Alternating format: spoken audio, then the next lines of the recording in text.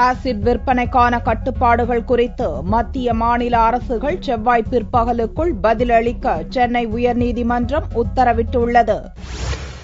Acid விற்பனை சர்வசாதாரணமாக நடப்பதால் காதலில் தோல்வியடையும் ஆண்கள் இதை பெண்கள் மீதான தாக்குதலுக்கு பயன்படுத்துவது அதிகரித்துள்ளதாக குற்றச்சாட்டு எழுந்துள்ளது. இந்நிலையில் ஆசிட் விற்பனைக்கு கட்டுப்பாடுகளை கொண்டுவர உத்தரவிடக் கோரி சென்னை உயர்நீதிமன்றத்தில் பொதுநலன் வழக்கு தொடரப்பட்டுள்ளது. நீதிபதி கிருபாகரன் முன்னிலையில் இவ்வழக்கு திங்களன்று விசாரணைக்கு வந்தது. வழக்கை விசாரணைக்கு ஏற்றுக்கொண்ட நீதிபதி இது தொடர்பாக மத்திய மாநில அரசுகள் பதிலளிக்க நோட்டீஸ் அனுப்பி உத்தரவிட்டார். தமிழகம் மற்றும் புதுச்சேரியில் ஆசிட் விற்பனைக்கு தடை கோரிய வழக்கு இன்று விசாரணைக்கு வந்தது. நீதியரசர் திரு கிருபாகரன் வழக்கை விசாரித்து மத்திய மற்றும் மாநில அரசுகளுக்கு நோட்டீஸ் அனுப்பி உத்தரவிட்டுள்ளார்.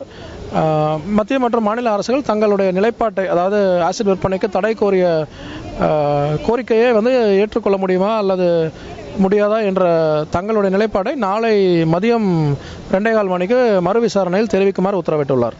சமீபத்தில் புதுச்சேரியைச் சேர்ந்த வினோதினி என்ற இளம்பெண்ணும் சென்னையைச் சேர்ந்த வித்யா என்ற இளம்பெண்ணும் ஆசிட் வீச்சுக்கு இரையாகியுள்ளனர்.